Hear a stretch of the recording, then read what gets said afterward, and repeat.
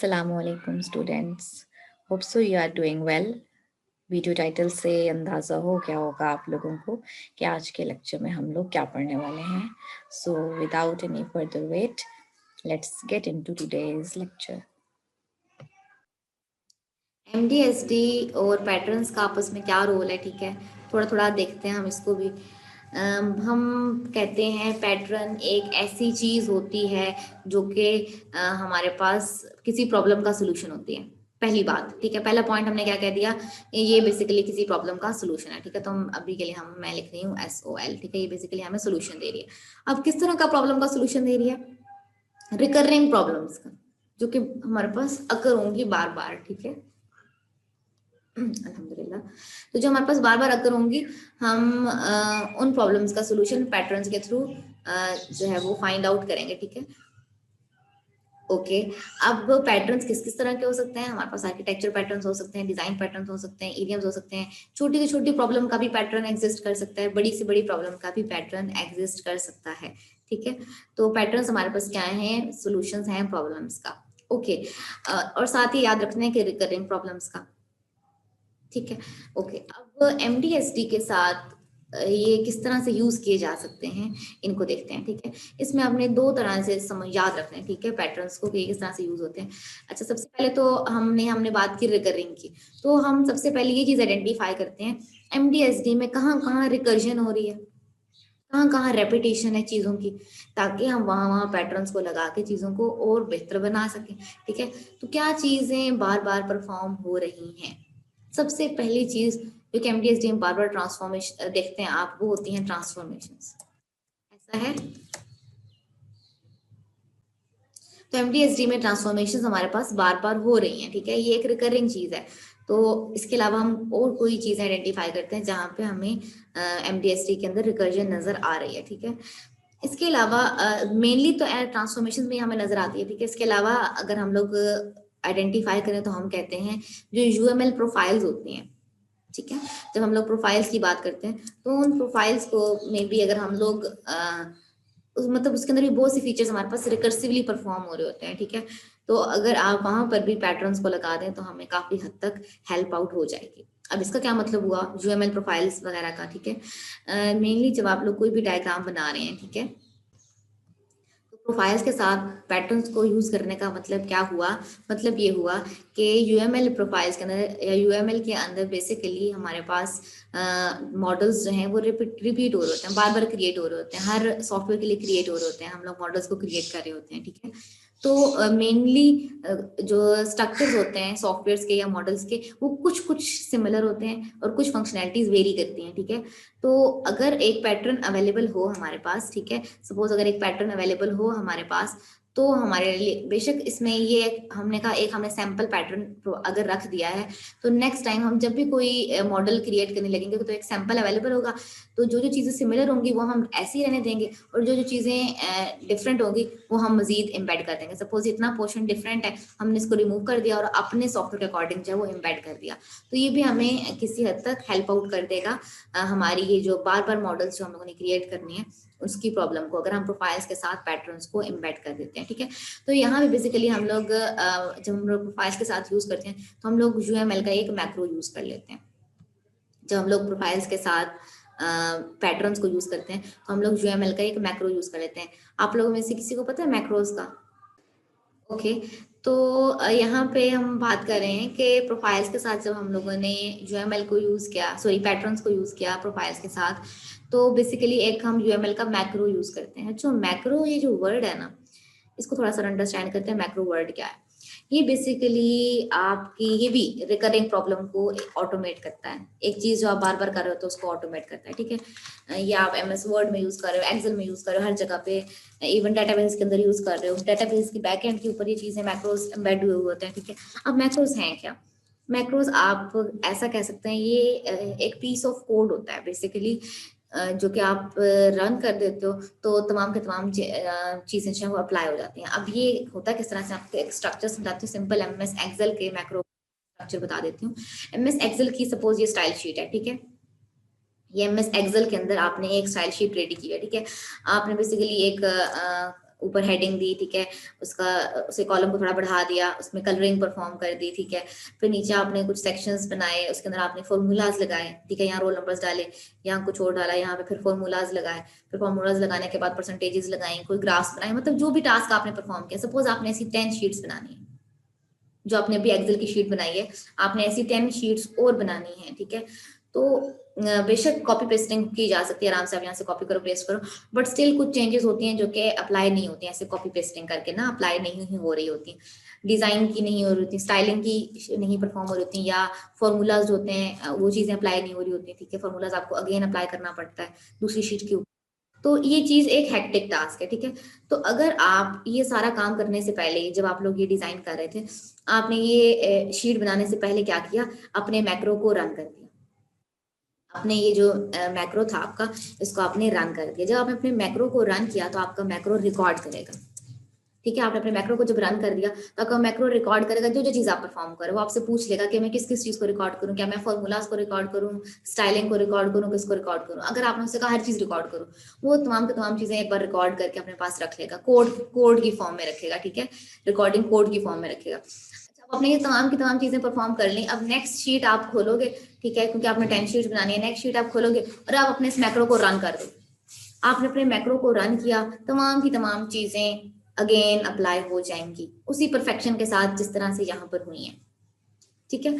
तो ये बेसिकली काम को बहुत हद तक लेस कर देते हैं मैक्रोज जो है हमारे टास्क को। हम इसको डेटाबेसेस के अंदर, एमएस एक्सेस के अंदर भी यूज करते हैं, बहुत हद तक हम इनको यूज करते हैं, ठीक है, जब भी हम लोगों ने इस तरह से टास्क को परफॉर्म करना होता है, रिकर्सिव बार बार टास्क को परफॉर्म करना होता है। तो यहाँ पर भी प्रोफाइल्स के अंदर भी हम एक यूएमएल का मैक्रो बना के रख देते हैं, ठीक है, और जब भी हम लोगों ने मॉडल्स बनाने होते हैं तो हम इस यूएमएल के मैक्रो को यूज करते हैं। तो जो तीसरा पॉइंट जहाँ पे हम लोग एमडीएसटी के अंदर ऑटोमेशन कर सकते हैं, या जो हमारे पास एक रिकरिंग प्रॉब्लम होगी, वो बच्चों हमें नजर आती है डीएसएल्स के अंदर। जो हमारे पास डोमेन स्पेसिफिक लैंग्वेजेस होती हैं ना, उसके अंदर बहुत से, क्योंकि ये बहुत बड़ी टर्म है डोमेन स्पेसिफिक लैंग्वेज, और यहाँ पे हमें बहुत सी चीज़ों को मद्देनजर रखना पड़ता है। डोमेन डीएसएल के अंदर अगर हम एक सिंपल डीएसएल की बात करें तो एक डीएसएल के अंदर हमें किन किन चीज़ों से पाला पड़ सकता है। हमें पता होना चाहिए पूलिंग के कॉन्सेप्ट का, कम्युनिकेशन का, कि चीज़ें आपस में किस तरह से कम्युनिकेट करेंगी, इंटरफेसेस का, इसके अलावा चीज़ों ने जो इन्वोक होना है, फ्रंट एंड से इन्वोक होना है बैक एंड की तरफ, बैक एंड से इन्वोक होना है फ्रंट एंड की तरफ, ठीक है, क्लाइंट सर्वर की रिक्वेस्ट को किस तरह से हैंडल करना है। तो बहुत से हमारे पास मैकेनिज्म्स आ जाते हैं सिंपल एक डीएसएल के अंदर, ठीक है। तो बहुत से प्रॉब्लम्स, बहुत सी चीजों की तरफ हमें ध्यान देना पड़ता है, हमें देखना पड़ता है, ठीक है। तो यहाँ पर हम कहते हैं कि अगर ये जो छोटे छोटे फीचर्स हैं सारे के सारे, ये कोई संभालने वाला आ जाए जो इन चीजों को संभाल ले हमारे लिए, तो हमारे लिए बड़ा ही एक ये फायदेमंद चीज होगी, ठीक है। ये जितने भी हमारे पास प्रॉब्लम्स हैं डोमेन स्पेसिफिक लैंग्वेज के ओरिएंटेड, तो यहाँ पे हम लोग बेसिकली पैटर्न लैंग्वेज बनाते हैं। पैटर्न लैंग्वेज किसके लिए बनाएंगे? ऑफ कोर्स हम अपने डीएसएल के लिए बनाएंगे, ठीक है। तो अपने डीएसएल के लिए एक पैटर्न लैंग्वेज बना देते हैं। हाँ, पैटर्न से तो आपको याद रहना चाहिए, पैटर्न मतलब कि बेसिकली ये एक सोल्यूशन हमें देगा, ठीक है। और क्योंकि ये पैटर्न लैंग्वेज है तो इसमें बंडल ऑफ सॉल्यूशंस पड़े होंगे। अब वो बंडल ऑफ सॉल्यूशंस किससे किससे रिलेटेड होंगे? मे बी कोई एक सोल्यूशन कम्युनिकेशन के कॉन्सेप्ट से रिलेटेड, कम्युनिकेशन किस तरह से होगी, एक सोल्यूशन इन्वोक के लिहाज से हो, ठीक है, कि अगर फ्रंट एंड से बैकवर्ड इन्वोक्स आपने कोई भी चीज कॉलिंग करनी है तो किस तरह से करनी है, एक क्लाइंट सर्वर की प्रॉब्लम्स को संभाल रहा हो, ठीक है, एक हमारे पास ऑब्जेक्ट को आइडेंटिफाई कर रहा हो, ठीक है, एक हमारे पास इंटरफेस को हैंडल कर रहा हो, ठीक है। तो ये तमाम के तमाम जो डीएसएल के कॉन्सेप्ट्स हैं हमारे पास, इन सब को बेसिकली एक एक पैटर्न, हमने इन सब के लिए एक पैटर्न बना दिया और इनको कंबाइन करके हमने क्या कह दिया? पैटर्न लैंग्वेज, ठीक है। तो हमने कहते हैं कि हमने एक पैटर्न लैंग्वेज बना दिया डीएसएल के लिए, अब ये बनी पड़ी है, आप चाहो तो इसको यूज करके आप मतलब डीएसएल के अंदर इसको यूज कर लो। अगर आप नहीं यूज करना चाह रहे तो कोई मसला नहीं, आप अपने अकॉर्डिंग इन्वोक करो, आप अपने अकॉर्डिंग कम्युनिकेशन करवाओ, आप अपने अकॉर्डिंग पूलिंग के कॉन्सेप्ट एम्बेड करो, ठीक है, आप अपने अकॉर्डिंग क्लाइंट सर्वर की कनेक्टिविटी को हैंडल करो, ठीक है। तो अपने अकॉर्डिंग भी कर सकते हैं, और ये जो पैटर्न लैंग्वेज डिफाइन अगर हम कर दें तो इसके थ्रू भी कर सकते हैं। ये तमाम टास्क डीएसएल के परफॉर्म करने के लिए हमारे पास बेसिकली हम लोगों ने पैटर्न्स बना दिए हैं, ठीक है, और हम लोगों ने एक पूरी की पूरी पैटर्न लैंग्वेज डिफाइन कर दी है, ठीक है, DSLs के लिए। और अगर आप चाहें तो उसको यूज करें, अगर चाहें तो बेशक ना यूज करें, ठीक है।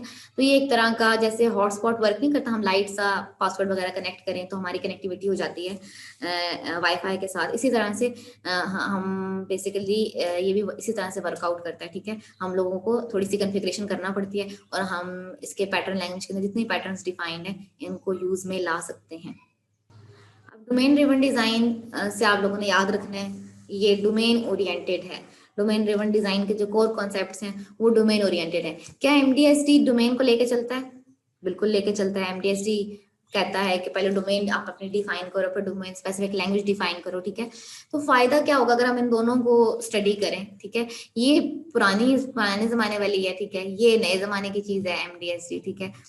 तो फायदा क्या होगा? फायदा ये होगा कि अगर आपके पास प्रीवियस नॉलेज होती है, यानी कि अगर आपके पास डोमेन ड्रिवन डिजाइन इसकी नॉलेज होगी तो आप ज्यादा अच्छे से MDSD के कॉन्सेप्ट्स को एम्बेड कर सकोगे, MDSD को ज्यादा अच्छे से यूटिलाइज कर सकोगे, ठीक है।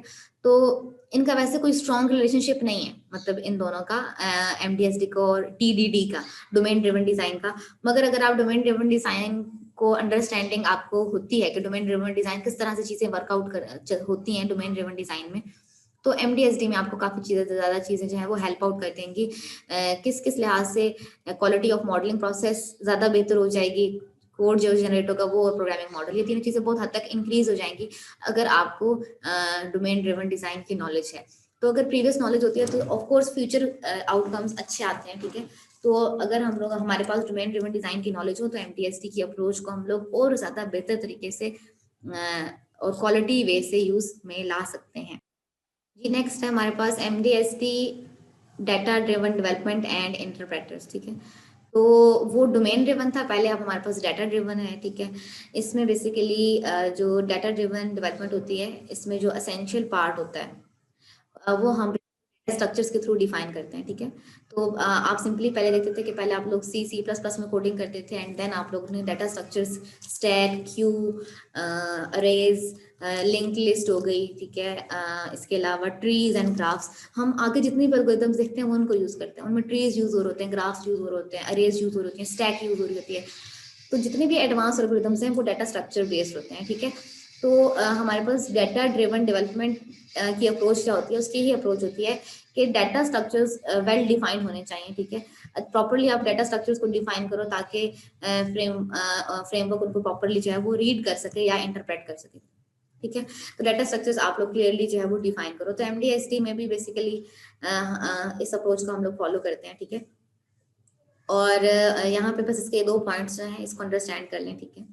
विद डाटा ड्रिवन अप्रोच, अगर आप डाटा ड्रिवन अप्रोच को यूज करते हैं, you can change the application dynamically.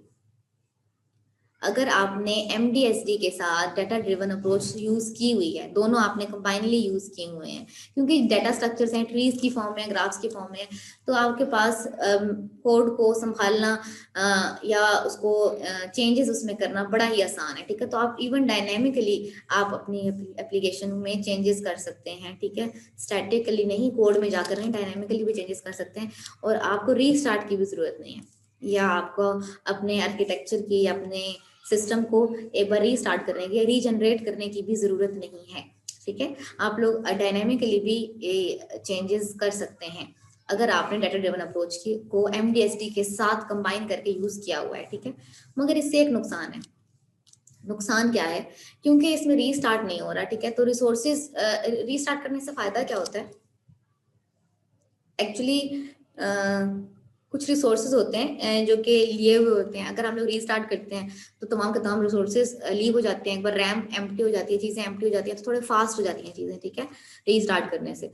मगर अगर हम लोग रीस्टार्ट किए बगैर चेंजेस कर रहे हैं, ठीक है, चेंजेस अप्लाई कर रहे हैं, तो ये तो बहुत अच्छी बात है कि अप्लाई हो रही है चेंजेस, सिस्टम को रीस्टार्ट करने की जरूरत नहीं है, मगर इससे परफॉर्मेंस पर इफेक्ट होता है, ठीक है। तो परफॉर्मेंस माइट भी हमारे पास वर्स, स्लाइटली वर्स हो जाएगी, क्योंकि फ्रेमवर्क पर ओवरहेड आ जाएगा, बर्डन आ जाएगा, ये डायनामिक चेंजेस की वजह से अप्लाई तो हो जाएंगे चेंजेस, मगर थोड़ा सा बर्डनाइज हो जाएगा हमारा फ्रेमवर्क, ठीक है, अगर हम लोग डाटा ड्रिवन डेवलपमेंट के अप्रोच को कंबाइन करके यूज करते हैं। तो बस नेक्स्ट थर्ड पॉइंट में वो एक अपनी, ठीक है, J2EE के साथ, ठीक है। तो बस ये 2 चीजें आपको पता होनी चाहिए। तो एजाइल सॉफ्टवेयर डेवलपमेंट और एमडीएसडी का आपस में किस तरह का रिलेशनशिप है, इसको थोड़ा सा हम लोग देखने जा रहे हैं। एजाइल सॉफ्टवेयर डेवलपमेंट बहुत ही बेटर अप्रोच देती है हमें, और सेटिस्फाइड अप्रोच है। मतलब एक ऐसी अप्रोच है जो जिस पे लोग रिलाय करते हैं, बड़ी रिलायबल है, कस्टमर इस पे रिलाय करते हैं। ये कस्टमर सेटिस्फेक्शन हमें बहुत देती है, ये प्रोजेक्ट को टाइमली एंड अप करती है, टाइम के अकॉर्डिंग ही चीजें एंड अप होती हैं, ठीक है। चेंज को सपोर्ट करती है, तो काफी अडेप्टिव टेक्निक है अजाइल सॉफ्टवेयर डेवलपमेंट। तो अगर हम इसको एमडीएसडी के साथ कंबाइनली यूज करेंगे तो ऑफ कोर्स एमडीएसडी के अंदर भी इसी तरह से कस्टमर सेटिस्फेक्शन ज्यादा बढ़ जाएगी, ठीक है। और इसके अलावा टाइमली चीजें बिल्डअप होंगी, ठीक है। तो तमाम का तमाम अजाइल सॉफ्टवेयर डेवलपमेंट के फीचर्स और उसमें से मैक्सिमम अप्लाई हो जाएंगे एमडीएसडी के साथ। कोई एक आध है जिसमें इनका कंफ्लिक्ट आ जाता है, मगर मैक्सिमम केसेस में एमडीएसडी और एजाइल सॉफ्टवेयर डेवलपमेंट के तमाम का तमाम जो इसके फीचर्स हैं, एजाइल फीचर्स जो हैं, एजिलिटी के फीचर्स, वो तमाम का तमाम एमडीएसडी फॉलो कर लेता है अगर हम इस अप्रोच को अपने साथ लेके चलें, ठीक है। इसकी एजाइल सॉफ्टवेयर डेवलपमेंट के बेसिकली कुछ रिक्वायरमेंट्स हैं, कुछ फीचर्स हैं एजिलिटी के। अगर आप उन फीचर्स को फॉलो करते हैं तो आप कह सकते हैं आपने अपने सॉफ्टवेयर के अंदर एजाइल डेवलपमेंट की है। तो बस उन फीचर्स को फॉलो करना पड़ता है। तो यहाँ पे बस ये एक लाइन आइटरेटिव, ये बेसिकली एक आइटरेटिव और इंक्रीमेंटल प्रोसेस है, और ये एक स्ट्रॉन्ग एले है एमडीएसडी का। एले मींस फ्रेंड, ठीक है। तो ये दोनों एक दूसरे के अच्छे खासे वाले फ्रेंड्स हैं, मुश्किलात में भी एक दूसरे की मदद करते हैं, ठीक है। और फेवर्स भी एक दूसरे को देते हैं, ठीक है। और डेवलपमेंट में एक दूसरे को काफी हद तक जो है वो एज देते हैं एक दूसरे को, ठीक है। कॉम्प्लेक्स प्रॉब्लम्स को सॉल्व करने में काफी हद तक हेल्प आउट हो जाता है, ठीक है। एमडीएसडी में अगर कोई प्रॉब्लम कॉम्प्लेक्स है तो जाइल सॉफ्टवेयर डेवलपमेंट की टेक्निक्स के थ्रू वो कॉम्प्लेक्सिटी उसकी काफी हद तक हम लेस कर सकते हैं, ठीक है। तो ये दोनों बड़ा ही वैलिडेशन करनी हो, मैनेजमेंट करनी हो, किसी भी लिहाज से हमने हैंडल करना हो, तो एजाइल के फीचर्स को हम लोग यूज कर सकते हैं, ठीक है। यहाँ पर आज का लेक्चर होता है complete. So we will interact in the next lecture. Till then, Allah Hafiz.